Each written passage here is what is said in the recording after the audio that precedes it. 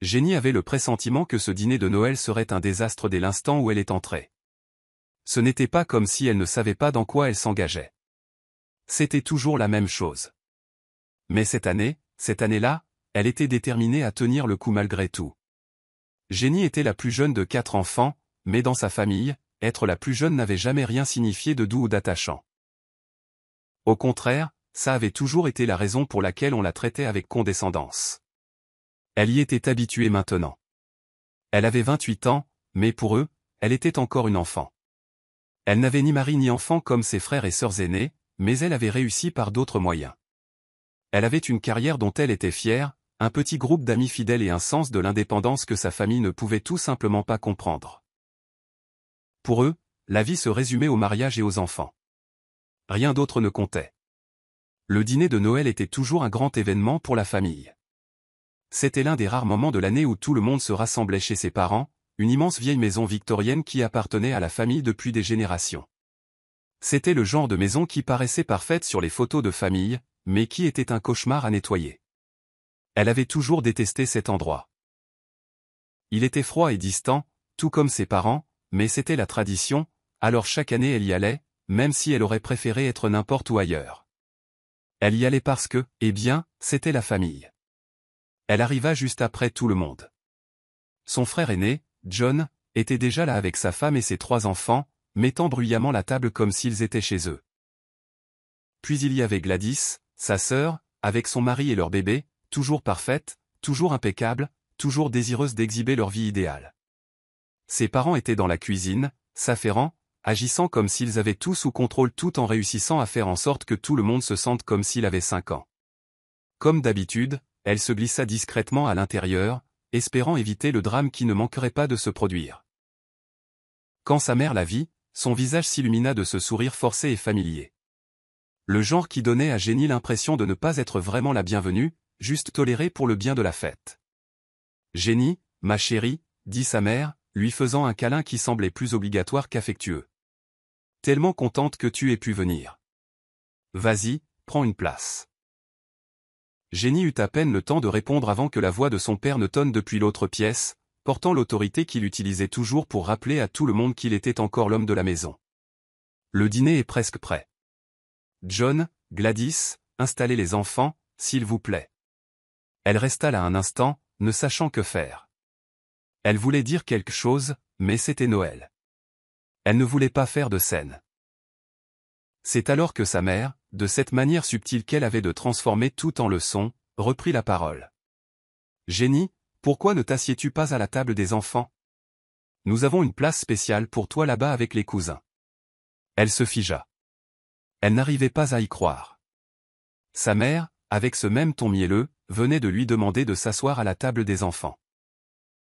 Celle qu'ils installaient chaque année avec des chaises dépareillées, des assiettes en carton et des décorations sans conviction. Jenny jeta un coup d'œil à la salle à manger. La table des adultes était magnifiquement dressée avec de la porcelaine fine, des verres de vin et des bougies qui donnaient à l'ensemble une atmosphère élégante et adulte. À la tête de la table était assis son père, l'air aussi suffisant que jamais, entouré de ses frères et sœurs mariés. Pas de place pour elle, cependant. Elle se retourna vers sa mère, essayant de réprimer la colère qui montait en elle. La piqûre familière revint.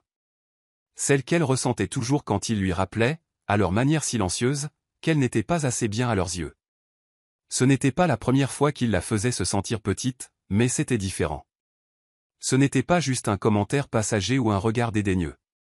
C'était délibéré. Il savait exactement ce qu'il faisait. Elle força un sourire, mais il n'atteignit pas ses yeux. « Bien sûr, maman. »« Merci, » dit-elle, gardant sa voix stable. Sa mère sourit aussi, mais il y avait quelque chose dans son expression, quelque chose qui montrait clairement qu'elle ne se souciait pas vraiment de ce que Jenny ressentait. Il s'agissait de sauver les apparences, de s'assurer que tout paraisse parfait. Jenny doutait même qu'elle réalise à quel point il était blessant d'être rejetée si facilement. Sans un mot de plus, elle se dirigea vers la table des enfants, l'estomac noué à chaque pas. Ce n'était pas comme si elle s'attendait à autre chose, mais pendant un instant, juste un instant, elle s'était laissé croire qu'il pourrait enfin la traiter comme une adulte.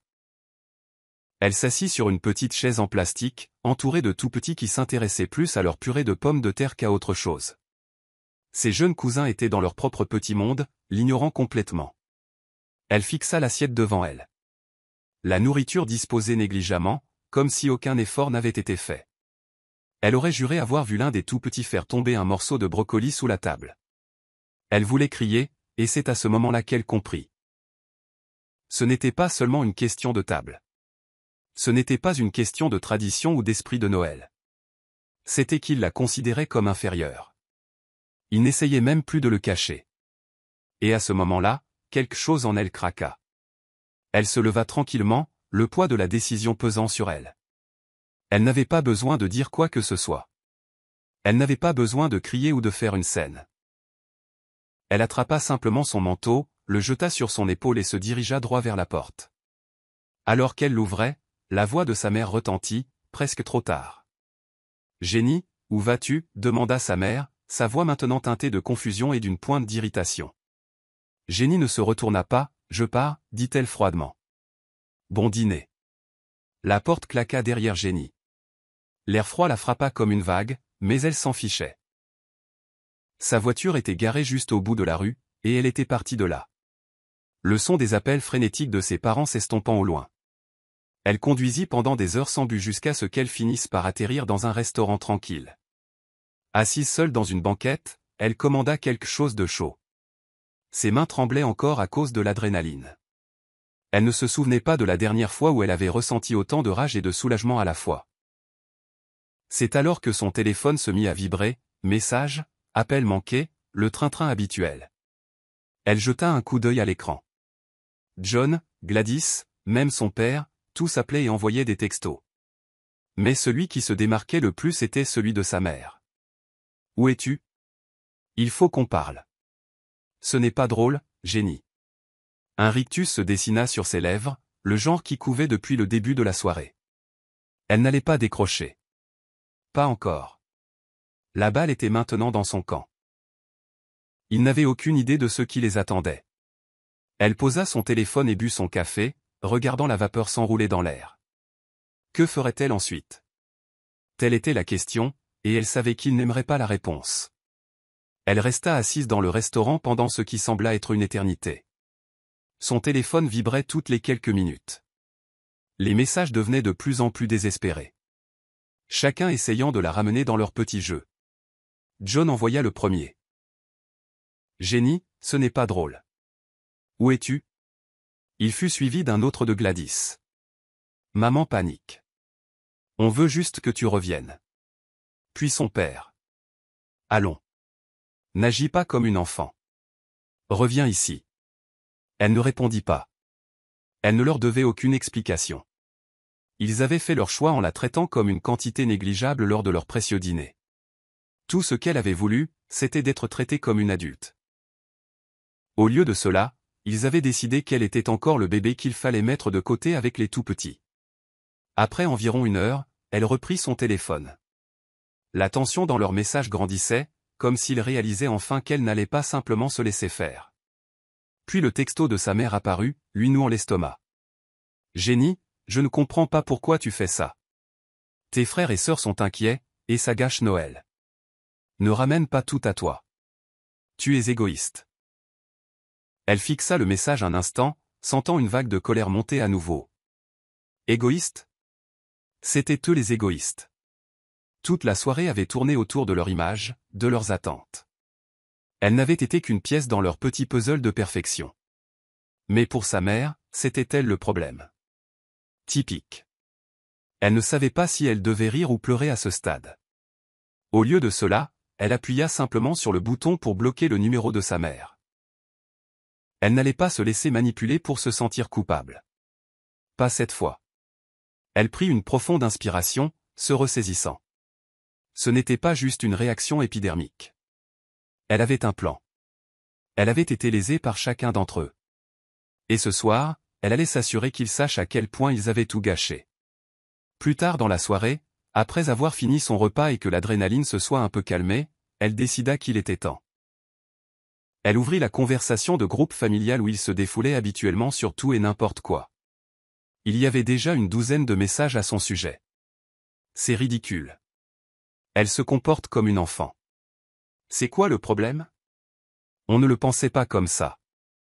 Je pense qu'elle réagit de manière excessive. Elle les parcourut, les doigts la démangeant. Elle savait qu'elle pouvait simplement l'ignorer. Mais cela aurait été la solution de facilité. Non, elle avait besoin qu'ils le ressentent. Elle avait besoin qu'ils comprennent que leur façon de la traiter avait des conséquences.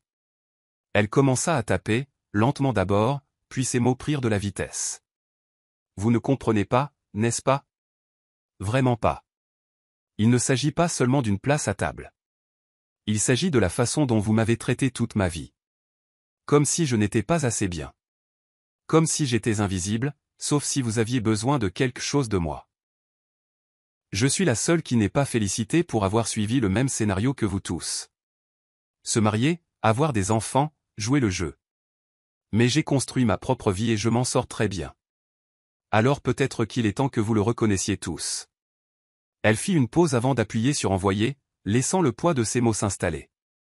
Pour la première fois depuis une éternité, elle sentit qu'elle avait le contrôle de la situation. Elle ne mendiait plus leur approbation. Elle n'allait pas être leur petit projet. Elle appuya sur envoyer. Il ne fallut pas longtemps pour que les messages affluent. Son téléphone vibrant encore et encore. Chaque message plus frénétique que le précédent. Le premier était de son père. Jenny, c'est ridicule. Tu es dramatique. Remets-toi en question. Gladys suivit rapidement. Tu ne peux pas simplement partir comme ça et t'attendre à ce que tout le monde ne soit pas contrarié. Tu pensais qu'il allait se passer quoi? John intervint. Nous n'avons rien fait de mal, Jenny. Tu dois te calmer et revenir avant que nous ne soyons tous ruinés par ton caprice. Chaque message frappait plus fort que le précédent. Ils ne comprenaient toujours pas. Ils essayaient toujours de lui rejeter la faute, de faire en sorte que ce soit sa faute s'il la traitait comme une moins que rien. Elle ne répondit pas. Au lieu de cela, elle fit quelque chose auquel elle pensait depuis un certain temps. Elle ouvrit l'application photo de son téléphone et commença à faire défiler. La voilà, une vieille photo de leur famille prise il y a des années, juste avant que les choses ne commencent vraiment à se dégrader. Une photo de Noël parfaite avec tout le monde souriant et heureux. Tout le monde sauf elle. Elle était là, bien sûr, forcée dans la photo comme une pensée après coup, mais elle connaissait la vérité derrière les sourires. Elle savait ce qui avait été dit, ce qui avait été sous-entendu, toutes ces années. Elle prit cette photo et, sans hésitation, la posta dans le groupe familial. Mais cette fois, elle ajouta une légende. À la famille parfaite, qui s'assure toujours que la plus jeune connaisse sa place.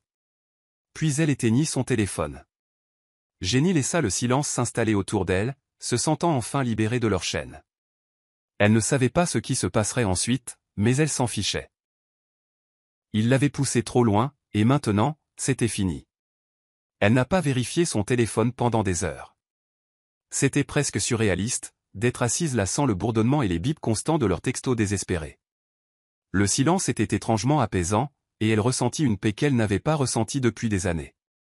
Pour une fois, ce n'était pas elle qui essayait de les apaiser. Elle resta éveillée tard, à réfléchir.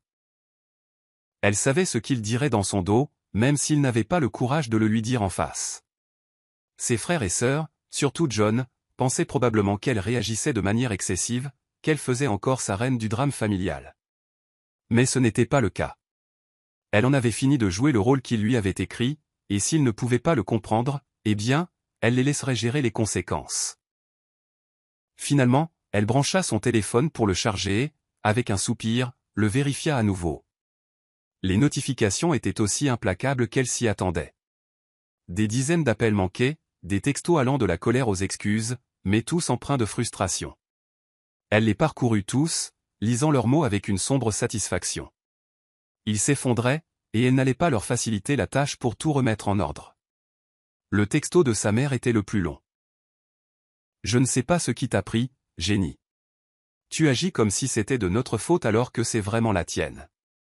Tu ne peux pas simplement fuir ta famille comme ça. Tu nous déchires. S'il te plaît, reviens. Noël est gâché sans toi. Ce n'est pas toi, ça. Voilà, le chantage affectif, la tentative de déformer la situation pour qu'elle soit la méchante. Il faisait toujours ça. La faire sentir comme si c'était elle qui causait des problèmes en voulant être traitée comme une adulte. Puis le message de son père. C'est puéril. Nous devons en parler quand tu te seras calmé. Et bien sûr, John, si tu penses que quitter le dîner allait faire passer un message, tu te trompes. Tu ne fais qu'empirer les choses. Tu nous dois des excuses. Des excuses. Pourquoi? Pour s'être défendu pour une fois? Pour avoir exigé d'être considérée comme une égale dans une famille qui ne la valorisait que lorsque ça les arrangeait? Non. Elle ne s'excuserait pour rien. Mais il y avait le message de Gladys. Il était différent des autres. Il n'était ni colérique ni exigeant. Il était presque suppliant. Jenny, je sais que tu es contrariée, et je comprends pourquoi, mais ce n'est pas la bonne façon de régler les choses. Tu es ma sœur, et je t'aime, mais tu repousses tout le monde. S'il te plaît, rentre à la maison. Nous pouvons en parler. C'est Noël, pour l'amour de Dieu. Elle fixa ces mots pendant un moment. Elle avait toujours été proche de Gladys. C'était elle qui la défendait quand les autres s'en prenaient à elle quand elle était enfant. Mais maintenant elle n'était plus sûre de pouvoir lui faire confiance. Pas après tout ce qu'elle avait laissé passer. Tout ce qu'elle avait tacitement approuvé en sachant que c'était mal. Jenny prit une profonde inspiration, son pouce planant au-dessus de l'écran. Elle voulait répondre. Elle voulait expliquer qu'elle n'était pas dramatique, qu'elle se défendait, qu'elle en avait assez d'être traitée comme l'éternel enfant de la famille. Mais elle ne le fit pas. Pas encore. Au lieu de cela, elle tapa une courte réponse. Je vais y réfléchir. Elle l'envoya et posa son téléphone, ressentant une pointe de culpabilité. Mais elle la chassa. Elle savait qu'elle ne pouvait pas retourner à cette table.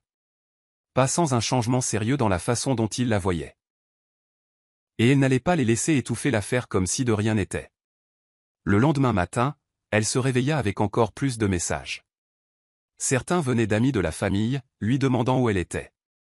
Ils étaient sincèrement inquiets. Mais elle n'avait pas envie de s'expliquer à quiconque ne faisait pas partie du problème. Et puis, bien sûr, il y avait un barrage d'appels de sa mère. Mais un message se démarquait. C'était encore de Gladys. Jenny, j'ai parlé à John et à maman. Ils sont vraiment contrariés et honnêtement, moi aussi. Nous sommes une famille. Tu ne peux pas simplement t'isoler de nous comme ça. Si tu ne rentres pas bientôt, ça va empirer. S'il te plaît, ne complique pas les choses plus qu'elles ne le sont. Plus de pression. Plus de manipulation. Et toujours aucune compréhension de ce qu'elle traversait. Il ne l'entendait pas. Il n'écoutait pas. Elle savait ce qu'il faisait. Ce qu'il faisait toujours. Ils essayaient de la culpabiliser pour qu'elle revienne. Essayaient de lui faire sentir qu'elle était la cause de tous les problèmes alors qu'en réalité, c'était le refus de la voir comme autre chose que la plus jeune enfant qui avait été le problème depuis le début. Elle prit son téléphone, ouvrit le groupe de discussion et fixa l'écran. Ses doigts planaient au-dessus du clavier alors qu'elle débattait de ce qu'il fallait dire. Elle voulait prendre position. Leur faire comprendre exactement pourquoi elle en avait fini avec leur traitement. Mais la vérité était qu'elle n'était pas sûre d'être prête à y retourner. Pas tant qu'elle ne serait pas certaine qu'ils avaient changé. Pas tant qu'elle ne serait pas certaine qu'il la voyait pour qui elle était vraiment. Et puis son téléphone vibra de nouveau. Cette fois, c'était son père. Jenny, nous devons parler. Tu ne peux pas continuer à fuir. Tu vas le regretter. Cela la frappa comme une tonne de briques. Les mêmes mots. Le même chantage affectif manipulateur. Elle sentait la tension monter comme si les murs se refermaient sur elle. Mais elle ne répondit pas. Pas encore. La journée s'éternisa. Et à chaque heure, Jenny sentait la pression de leurs textos, de leurs appels, de leurs tentatives pour la ramener dans leur orbite. Mais peu importe combien de fois son téléphone vibrait, elle gardait ses distances. Elle avait fait son choix, et elle n'allait pas les laisser la harceler pour qu'elle reprenne le rôle qu'il lui avait assigné. Alors que le soir approchait, elle se retrouva assise seule, fixant la chaise vide en face d'elle. L'endroit où elle aurait été assise si elle était retournée. Une partie d'elle, une vieille partie, voulait céder. Retourner et faire amende honorable. C'était Noël après tout. Un temps pour la famille, pour être ensemble. Mais elle ne pouvait se défaire du sentiment que si elle y retournait maintenant, ce serait comme admettre qu'elle ne valait pas la peine de se battre. Que toutes ces années à être mises de côté étaient tout à fait normales. Qu'ils avaient raison, et qu'elle n'était que dramatique. Elle pensa à la photo qu'elle avait postée dans le groupe de discussion.